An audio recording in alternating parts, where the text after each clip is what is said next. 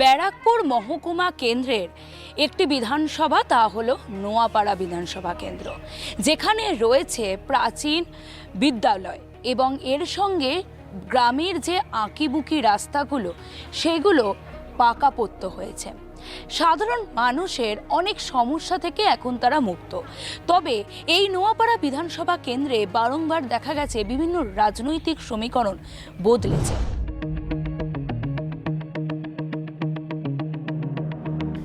শিল্পাঞ্চল ব্যারাকপুরের অন্যতম প্রাণকেন্দ্র নোয়াপাড়া। উত্তর ব্যারাকপুর ও গারুলিয়া পুরসভা থেকে শুরু করে ইছাপুর ডিফেন্স এস্টেট, বৈচিত্র্যময় এই জনপদ বারবার বদলেছে তার রাজনৈতিক রং। 1957 সালে এই কেন্দ্রের যাত্রা শুরু। ইতিহাসের পাতায় চোখ রাখলে দেখা যায় এখানে 8 বার জিতেছে সিপিআইএম, 4 বার তৃণমূল এবং 3 বার জয় পেয়েছে কংগ্রেস। তবে 2001 সালে মঞ্জু বসুর হাত ধরে এখানে ভাঙন ধরে বাম দুর্গে। পরিসংখ্যান বলছে নোয়াপাড়ার রাজনীতির সমীকরণ খুব একটা সহজ নয়। 2011 সালে বামেদের 41,000 ভোটে হারিয়ে মঞ্জু বসু ক্ষমতায় ফিরলেও 2016-তে বাম কংগ্রেস জোটের কাছে হারতে হয়েছিল শাসক দলকে। যদিও 2018-র উপনির্বাচন এবং 2021-এর নির্বাচনে ফের কামব্যাক করে ঘাসফুল শিবির। গত বিধানসভা ভোটে দলবদলু সুনীল সিংকে 26,000-এরও বেশি ভোটে হারিয়ে ফের বিধায়ক হন মঞ্জু বসু। এক নজরে দেখে নিন 21-এর বিধানসভা নির্বাচনে নোয়াপাড়া কেন্দ্রের ফলাফল।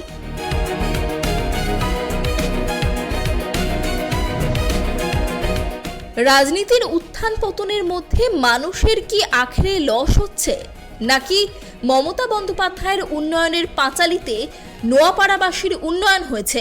কি বলছে স্থানীয় ভোটাররা?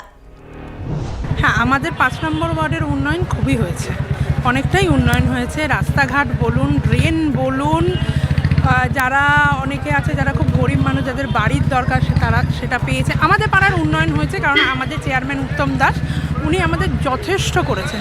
উনি সবসময় আমাদের সাথেই থাকেন, আমাদের পাশেই থাকেন। উনি যথেষ্ট উন্নয়ন করেছেন, এখনও আমাদের সাথেই আছে। ভালো উন্নয়ন যেমন করার মতন ক্ষমতা অতটাই করেছে। কি কি দিক থেকে উন্নয়ন হয়েছে? সব কাজেই মানে ছোট ছোট যেগুলো কাজ, যেরকম অর্থ সেরকমভাবেই সেরকম কাজ হয়। পানীয় জল থেকে জল নিকাশি ব্যবস্থা কতটা? এখনো অতটা হয়নি। সার্বিক উন্নয়ন, সর্বক্ষেত্রে উন্নয়ন হয়েছে। দিদির উন্নয়ন ঘরে ঘরে পৌঁছে গেছে এবং আগামী দিনেও উন্নয়ন যাবে এই আশা রাখছি। ভোট দেব, দিদিকে পাশে রাখবো। দিদি নিশ্চয়ই আমাদের এই জল নিকাশি ব্যবস্থাটার জন্য কিছু একটা ব্যবস্থা করবে নিশ্চয়ই। কিছুটা সমস্যা আছে আমাদের জলের, কিন্তু এই সমস্যাটা থেকে আমরা মানে খুব শীঘ্রই দূর হতে পারবো আশা রাখছি দিদির উপরে। কতটা উন্নয়ন হলো এলাকার? আপনি দেখুন কিরকম উন্নয়ন হয়েছে। তাও কি মনে হয় জল নিকাশি ব্যবস্থা থেকে পানীয় জলের ব্যবস্থা কি? এগুলো তো দিলে খুবই ভালো হয়, সবই আছে। এগুলো প্রবলেম একটু হয়, অসুবিধা খারাপ জিনিসে হয়, কিন্তু দিদি এটা যা করছে ভালোই করছে। এবার আমি তো যেটা পাচ্ছি ভালোই পাচ্ছি, আমার কোনো অসুবিধা নেই। বলি যেটা কাজ বাজ দাও, ও বলে যে ওই ডাস্টবিনের গাড়ি চালাতে হবে।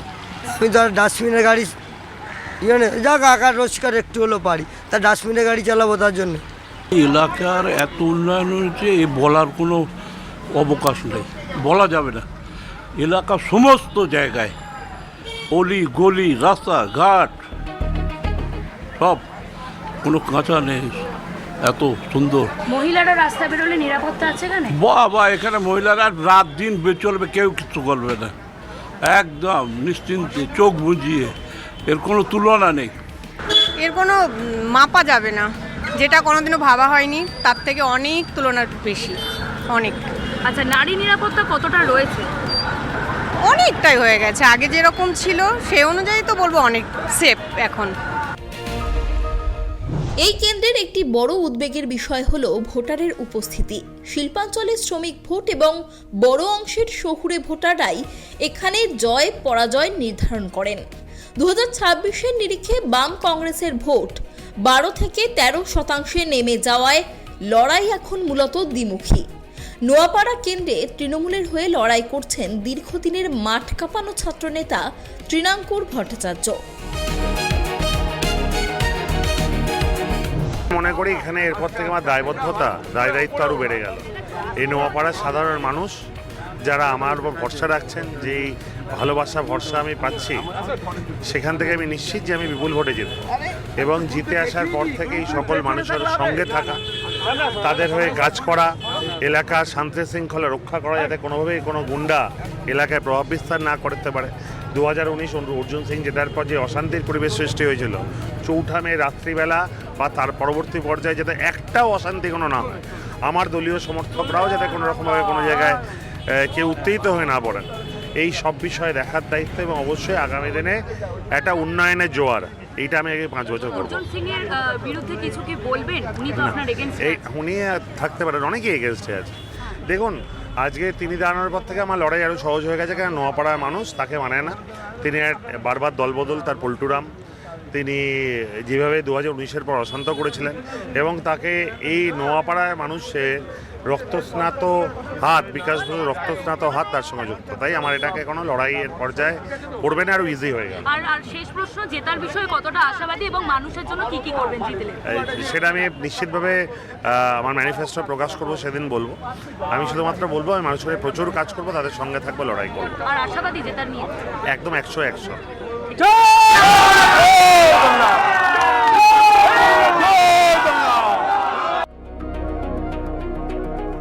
এই প্রথম ভাটপাড়ার বাইরে কোনো কেন্দ্রে বিধানসভা ভোটে লড়বেন অর্জুন।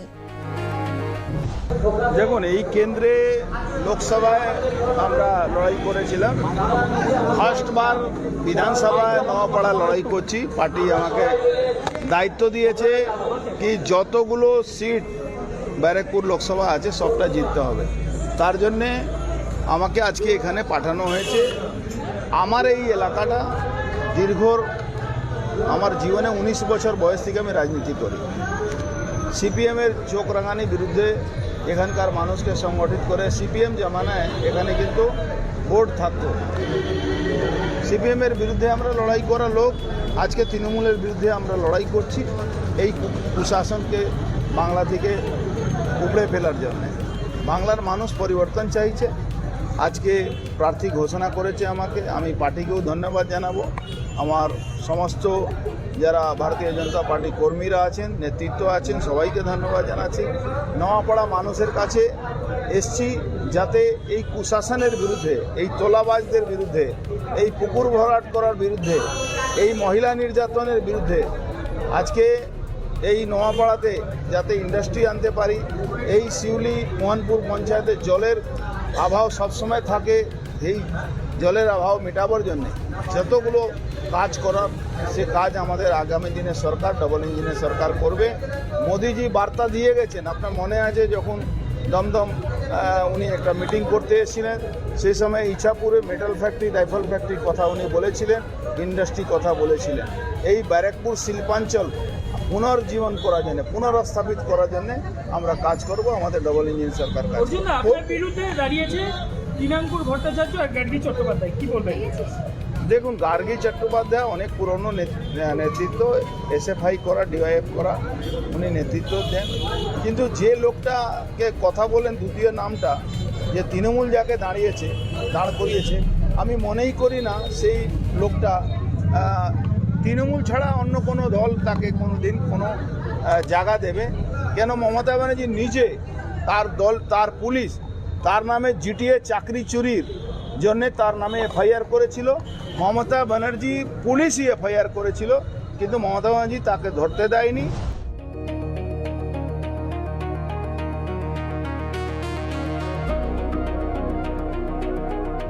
এবারের 2026-এর বিধানসভা নির্বাচনের প্রাক্কালে সাধারণ মানুষ কি চাইছেন? সেই ছাত্র তৃণমূল নেতা যিনি আন্দোলন করে এতটা এগিয়ে এসছেন, তাকে নাকি অর্জুন সিং? কাকে চাইছেন মানুষ? চলুন জেনে আসি কেটিভি বাংলার মধ্য দিয়ে।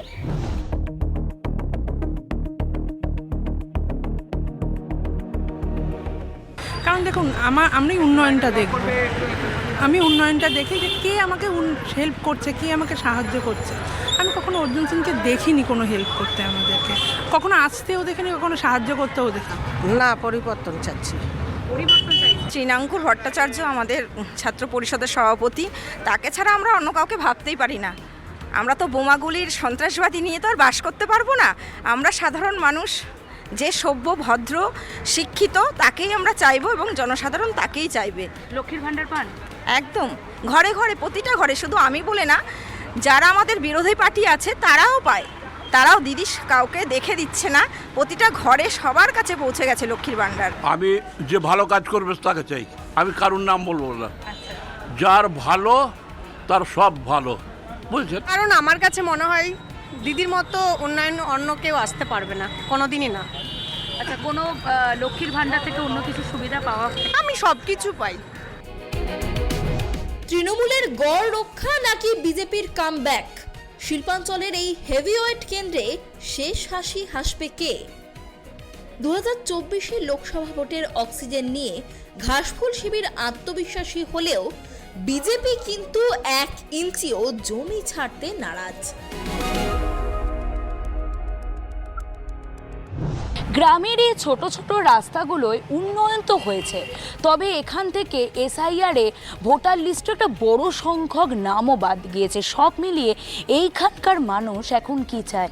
অর্জুন সিং, নাকি তারা চান সেই ছাত্র তৃণমূল নেতা যিনি বিভিন্ন আন্দোলন করে এই জায়গা থেকে তিনি দাঁড়িয়েছেন? কাকে তিনি চান, কাকে সাধারণ মানুষ চান, তা উত্তর দেবে সময় এবং চৌঠামে। ক্যামেরায় দেবরাজ দত্তের সঙ্গে সুকৃতি ভট্টাচার্যের রিপোর্ট, কেটিভি বাংলা, নোয়াপাড়া।